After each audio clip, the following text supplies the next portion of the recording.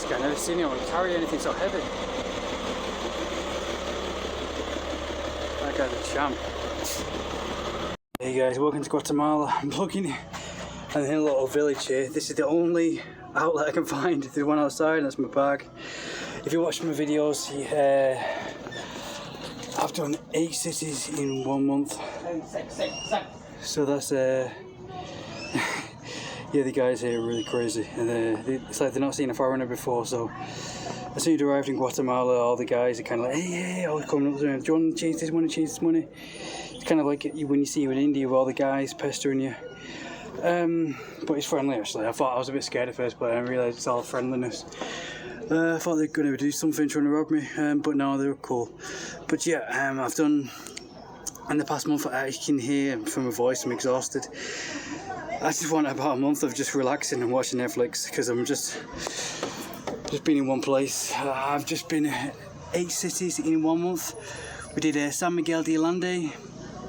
That's when we first started off, because I think I was a bit scared of Christmas. I didn't want to be, I mean, I knew I was going to be alone at Christmas time, but just being stationary and alone is like a deadly combination, you know. I enjoy being alone, but just at Christmas time, it was seeing all the Mexicans together. I don't know why it affected me so much this Christmas. I was really upset. I don't know why. Usually I'm okay with it because I've been alone for Christmas, you know, the past 13 years, but traveling around the world. But this Christmas, I don't know what it was. Maybe it was the San Miguel de Allende. They got a lot of Christmas spirits and everything, and I'm just getting older. I don't know. Seeing everyone in the Christmas spirit, the little Christmas town, and the little cute toddlers walking around. But yeah, maybe probably might have made me feel left out. But yeah, I did San Miguel de Allende, which is like the perfect little Christmas time. Then we did Guanajuato, back to Guanajuato for like a few weeks, for a week or so. Then we did Leon. Then we went straight to Morelia. Then Morelia, Guadalajara. And now Tapachula on the border, on the south. We've also done this north border. This is the south border. I'll tell you the difference in a bit. But yeah, we have the border police just behind this gate here. You have to go around and around the corner. It's pretty small. So we're still in Mexico, but this town is like run by Guatemalans. And the vibe is just completely different, really chill. It's kind of like Paraguay.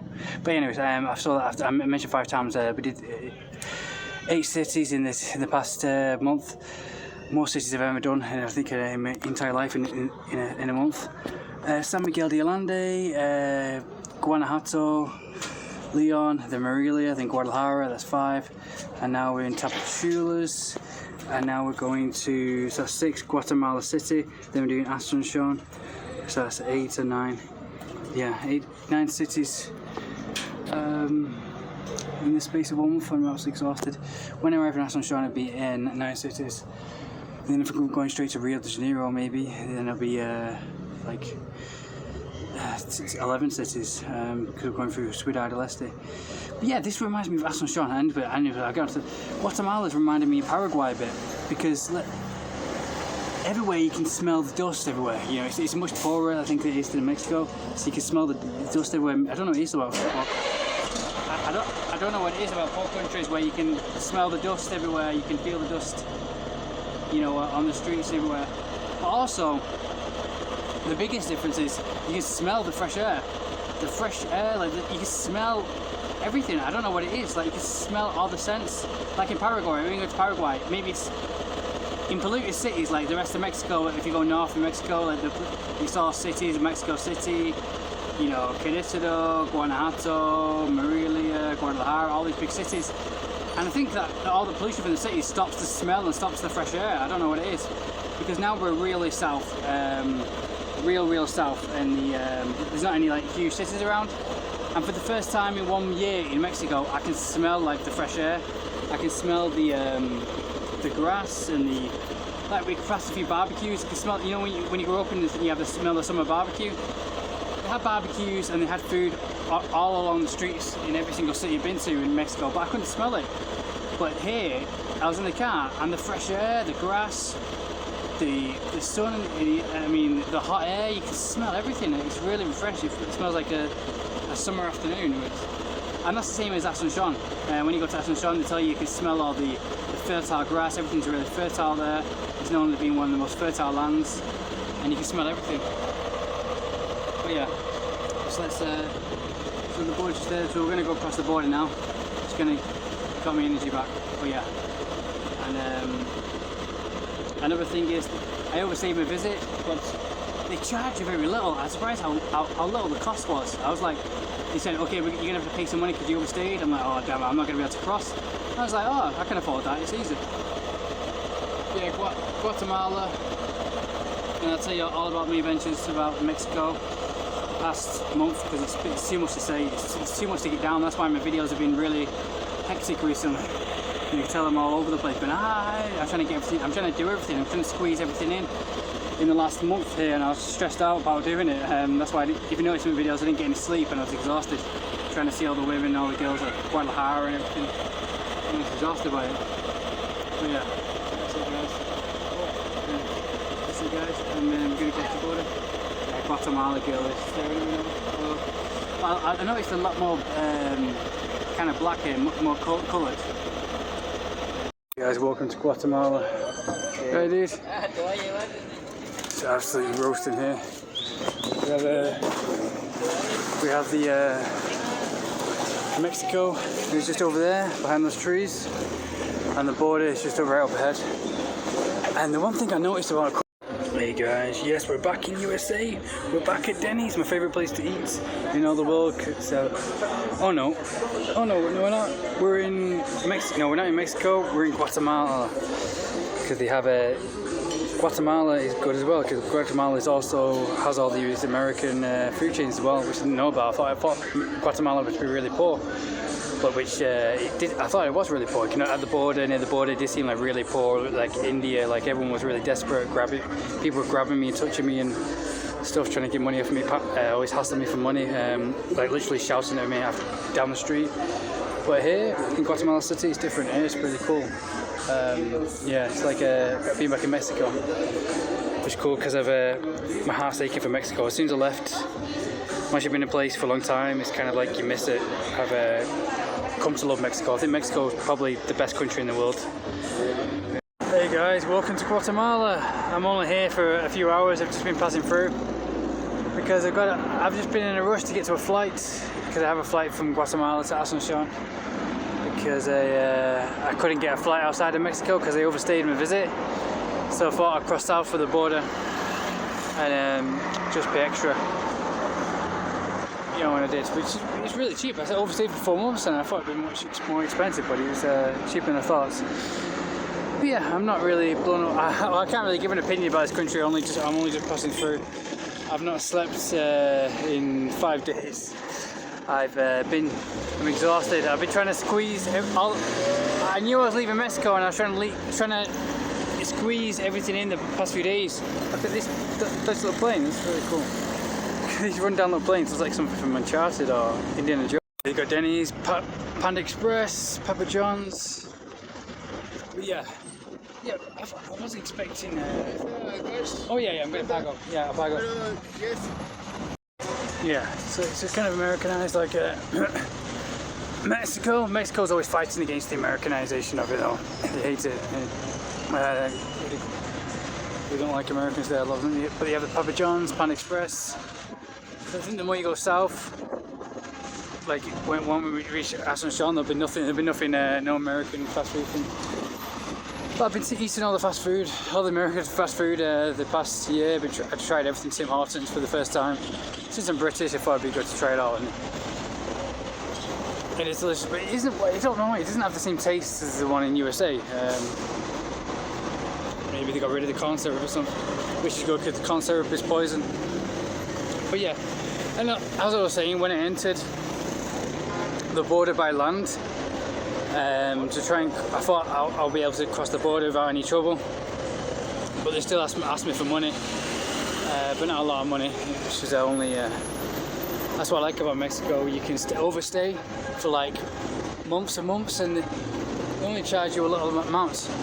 But yeah, they have these bridges everywhere, even in Mexico, to cross over because the highways, there's no traffic lights or anything.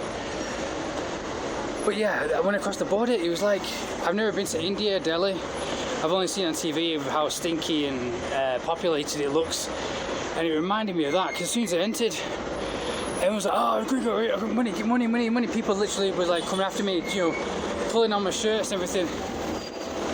And I think that's preparing me for going back to Brazil, because I remember Brazil was like that. I remember when I first entered Mexico, I loved it. I loved the energy. The energy was completely relaxing. Had the same kind of energy as USA, because I've never felt at home anywhere. The most I've ever felt at home in any Latin American country, has been in Mexico. I think that's because it's, you know, it's close to USA. It's like USA's next door neighbour, and it's just felt so home. A lot of the time, you know, comfortable. I was working in a hostel in Guanajuato, and I've never felt at home. In the past 10 years, I haven't felt at home anywhere in that place. But yeah, and I was kind of in a shock. So obviously my mind was too relaxed from Mexico, my body was too at peace, and I came into a shock when I entered Guatemala, the border. It was like being in Delhi, you know, people on little mopeds, and as soon as they saw me, they were like running after me, chasing me, following me, chasing me, and it's like, even though I would look away and just ignore them, they were still like, speak to me, say, hey, money, we get dinero, like tugging me, because they were living in a small village and they had nothing going for them. It was literally life or death for them every single day to get money, because they, you know, they were probably struggling every day just to get bread. But yeah, I was in one of these little taxi things. They're not here, but the little miniature buses. And the guy was out the window. My window was open, and the guy was like trying to stroke my hair. He was like reaching out to stroke my hair, and he just kept saying money, dinero. And now I know what a white woman feels like when she goes to India. But yeah, I wasn't expecting it to be like that, and the other people around them just laughed. So I think they're not dangerous at all, because I spoke to a cool Guatemala woman. He said, "Is it more dangerous here than Mexico?" And he said, "No." And that's cool, because I spent a year in Mexico, but I didn't get robbed at all. I didn't like it. And whereas in Brazil, I'd get robbed at least once a year. You know, except for now, but now I'm more aware and prepared. But yeah, I've not slept in 4 days. I'm absolutely exhausted. I've done 8 different cities last month, because I knew I might never return to Mexico, so I tried to squeeze everything in. So it was a really stressful Christmas. And also because I was spending Christmas alone, and it usually doesn't affect me. I usually don't take care about spending Christmas alone, because I like being alone. As long as I've got some pizza and a bed, I can enjoy my alone time. But I don't know why this one affected me so much. Perhaps because everybody's really warm, and Mexico might make me a bit weaker, because since everyone's really cool here. Whereas Brazil or other places, I'm kind of on the edge all the time. I kind of have to push myself. Then I usually enjoy Christmas Day, having my peace and quiet. But yeah, I was kind of upset, you know, spending it alone, you know, seeing everyone, all the families together. And the way the people treat me here in Mexico, they treat me like some of them, they treat you like their own family, and it's kind of cool.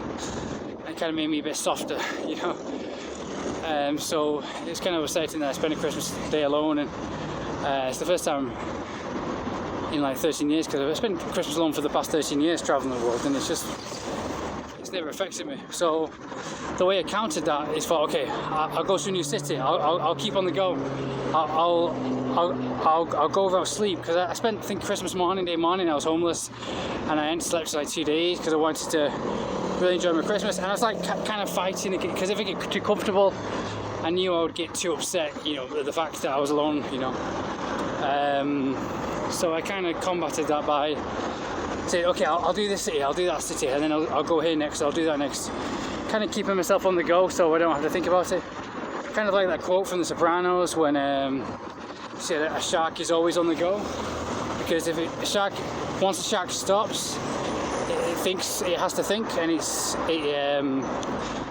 kills itself with depression or something, or, you know, and he dies because he can't carry on. So you always keep it on the go, you know, kind of like that. But yeah, not much to say about Guatemala.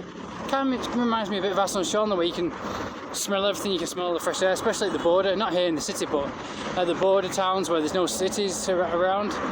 I smell everything, the fresh air, you know, there's barbecues going on, and I smell the grass, I smell the fresh air, and it's really dusty in the air, the sand on the floor was in the air, but now we're in a big city again, Guatemala City, so I can't really smell it again.